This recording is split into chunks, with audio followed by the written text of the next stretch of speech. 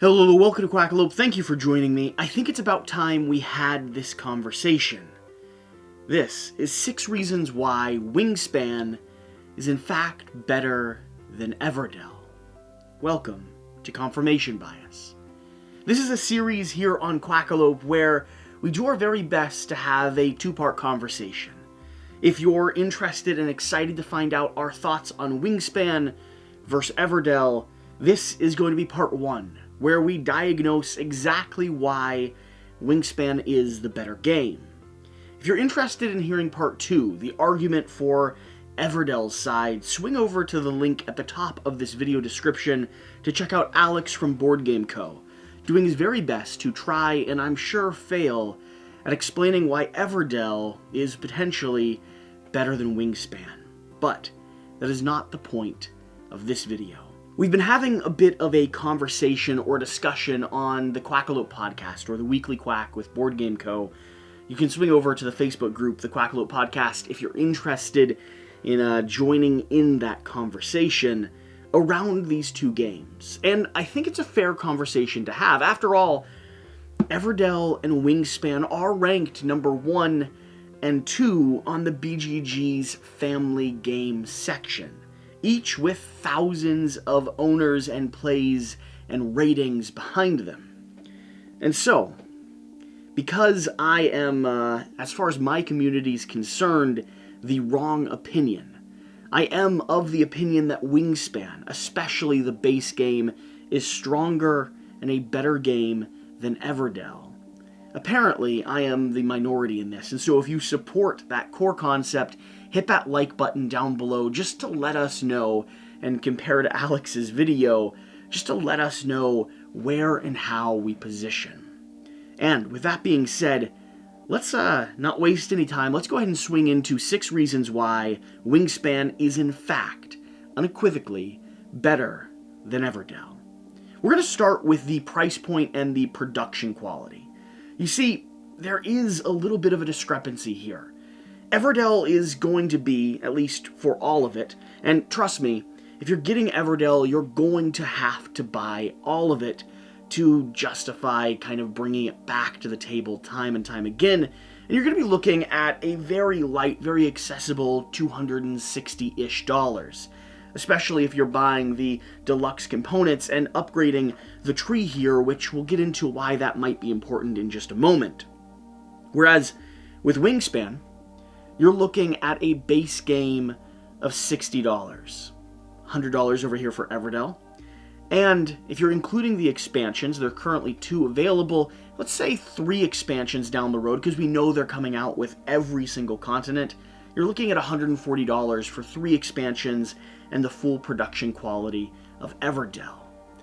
And that's not where the conversation even begins, because what's inside the box arguably matters more than that price point. Sure, if you're getting higher production quality, if you're getting fancier components, maybe it's worth it to pay slightly more. But you're not. I mean, I would even venture to say that the quality of production in Wingspan is better than the quality of production in Everdell. The cardboard's thicker, the rulebook has that texture on it that makes you feel like, the paper was cared for, that it mattered a little bit. The cards are slightly thicker and have a little bit more girth to them. They don't flex and bend and get distorted as easily. You have quality dice, quality components, beautiful little eggs, and over here, sure, we have lovely artwork in both games and adorable little animal meeples, but do the animal meeples matter that much when your cardboard tree has to stay put together because it's going to fall apart if you take it up and down multiple times, or the main player board inside this box has a known history of having a ding in a corner because it's not packaged and positioned quite well. The attention to detail, the care, the packaging, and the quality of what you're getting in the box with Wingspan is going to be not only cheaper, but also just better overall. And once again, $260 if you go all in. That's 3 expansions, upgraded components, collector's edition, and we'll point to later on in this discussion why, if you're going to get Everdell, going all in is really the only worthwhile conversation. Is that really the price you want to pay? But with that out of the way, with production quality and components set to the side, because I know that's going to be a talking point, right? Everyone loves the beautiful art of Everdell, and other people adore the realistic painted birds of Wingspan. Let's start diving into exactly how easy these games are to learn. And I'm not alone in my opinions. In fact, I invited a good friend of mine to come help me out. So, Sam, Lord of the Board, if you do the honors. And we also have to look at which game is easier to teach, which by far is Wingspan. I mean, Everdell, we've got the workers, we've got the different resources, we've got those endgame goals, and it's all kind of jumbled around everywhere. And by the end of that first game, you're often going to be frustrated, not really knowing what direction to go in or how to really start. Whereas in Wingspan, it's really laid out so clear, where you've got the gain food action, you've got the lay eggs action, you've got the draw cards action, and by adding more birds in there, you're going to make that action better. And by the end of that first play, it is going to be a much more rewarding experience and bring you back to the game again and again. That's exactly the case. Everdell is going to require you to play the whole way into at least the second season before you understand the mechanics at play, how to stretch out your turn and make the most of the resources you have. I've never once taught this game without spending 30 or 40 minutes beforehand walking people through and explaining the systems and showing how cards chain, whereas Wingspan, one simple overview, or if you're playing with the Swift Start selection, the brand new components that are in the newest printing of Wingspan, this game is going to be up and running efficiently and quickly after the first or second round. Now, you still have a lot to learn, you have room to grow as a player, but if you're a new gamer, if you're being invited into this as a family game, this one's going to be able to get to the table more quickly, more efficiently, and more cleanly. So, with that being said, one of the common complaints that both of these games get is going to be the stack of the cards that they give you. The fact that you'll never quite go through the entire stack throughout the course of a game, leaving some cards unturned and abilities or mechanics or birds or critters unexplored. But the reality is, each of these handle that stack of cards in a vastly different way. And the mechanics of the game, the core operating systems in play, are treated substantially different. You see, in Wingspan, you're given the components to play the game. You have the mechanics to build your engine. Everything chains and pairs and works off of each other. So while you may be looking for a specific type of bird, or like I play, going duck only in the water section of your tableau, it doesn't ruin the mechanics, the operating system, the engine you can get up and running if the perfect bird doesn't come out. You're still able to link things together. You're able to cycle through that deck and play with what you have and get an engine that can get up and running by late game, where you're spawning and populating and gathering eggs and getting resources, and everything is working off of each other. The birds and cards in this deck are all designed to stack and chain with mechanics that resemble one another enough that you always have something to play with. And by endgame, you always feel like you've accomplished building that engine. Where, over here with Everdell, it really doesn't treat you very fairly. You can spend an entire game waiting for a wife to come out, because you have the husband and the farm to pair her with, and one never arrives, or the 3 that are in the deck get cycled out before you even get a chance to play them. You could be waiting for a Scrubble champion, hoping to chain and build and maximize the points you score, and they just never appear. They could be hidden in the last third of the deck. They could have been in someone's hand, discarded to never be seen again, and you won't know. And if you're missing that core element of your strategy, if you've been working up, trying to build towards some of your in-game objectives, I mean, you may never get a minor mole. You may never get the post office that you need in order to accomplish the task you were after, and that has such a drastic and lasting impact on your game that can really ruin and taint the entire experience. Everdell is a game that restricts you with card play.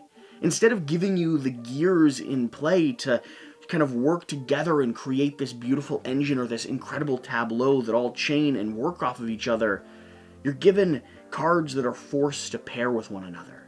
You have to find the answer. You have to find the solution. And if you don't, whether it's your own bad strategy or more often just sheer poor luck on the table, your score, your end game score, will be drastically and dramatically affected due to that randomness and chance. Whereas here in Wingspan, you have room to think and adjust and shift your strategy based on what cards you're able to get. They're all pieces to this engine, and they all work and chain together in a rewarding way. Wingspan is more focused on the chains of production, the way you build something that works cohesively. Whereas Everdell is more focused on the systems it wants you to build, the cards that pair together, and as long as you get them all, sure, you can have a good time, but the reality is, you're going to be playing the same strategy over and over and over again, which is one of the reasons why after you've played the base game once or twice, you're going to want to start spending that extra money on the expansions that start introducing, mixing, or shifting the dynamic of this game, adding more cards and objectives and elements into that system that are interesting and fun to see until you realize that they just hamper the overall ability for you to complete any one goal. You'll get to end game cursing the fact that a wife never showed up. You'll be so despondent that someone threw away the castle or the palace. This just limits you, instead of giving you the opportunity to build and play. And along with that, we've got to look at the educational value. Everdell, though the critters are cute, at the end of the day, they only exist within the cards and the board and the rulebook and the box art.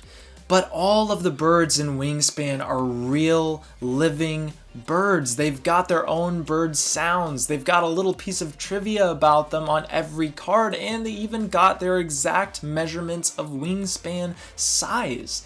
In fact, Wingspan encourages people to get off of the table and go explore life and see these creatures for themselves. The beautiful birds and informative nature of Wingspan aside, let's dig into the endgame elements, because that's another area where both of these games strike a vastly different tone. You see, by the end of Wingspan, you'll often have an engine up and running, something that feels good to play. Your actions will be reduced so that every action you're taking has more consequence and is able to do substantially more. You'll be spawning eggs, you'll be gathering resources, you'll be populating birds or tucking cards underneath. And while some people will criticize this, probably Alex is using a line from 3-Minute Board Games saying something along the lines of the last 3 turns are just spawn eggs, spawn eggs, spawn eggs. That's lovely if you're only building one of the multiple paths to victory. But if you have your engine up and running, if you've been able to dig into and experience Wingspan, there's so much else going on. You're tucking cards, you're spawning birds, you're triggering multiple things all at the same time. That can be incredibly rewarding, especially as you start adding up your points at the end of the game, figuring out how efficient your engine ran, and comparing your score not only to your opponents, but also to the other games and sessions you've had. The solo mode, the operating system, the point scoring element of Wingspan is such an interesting and dynamic puzzle to dip back into, and becomes better and better with every play. Whereas over here with Everdell, I find 50% of the time I'm frustrated by the time I get to the end of the game. My tableau's too small, someone sailed a pirate ship or used one of Rugwert's special abilities to screw me over, and the card I was waiting for never spawned, never came into the marketplace or into my hand, and so I didn't even have the option to utilize the space that I was hoping to use. I built this town, I built this village, and it really just became too crowded, too compact, too much going on. And where in Wingspan, Some people may spend the last turn placing a bird and gathering eggs. That's at least better than using your last few meeples to gather a single useless berry and then placing them down to trade that berry for resources or coins. I mean, I'll just discard my entire hand, I suppose, of cards that I never could use or can't play in my tableau anymore, missed opportunities. I'll take 5 coins, please, at the end of the game. And then 2 or 3 or 1. You see, endgame for Everdell, as opposed to Wingspan, starts giving you more and more actions to utilize when the game becomes less and less interesting. From the very beginning, you have all the powers you need. Every single worker location on the map is available, other than the special card ones, which are really limited in use and opportunity. Every single meeple that you have is just as powerful as every meeple that you have at the end of the game.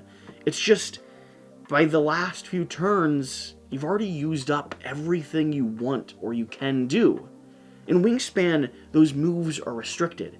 You have less that you're doing, but you have so much more happening with every turn and placement.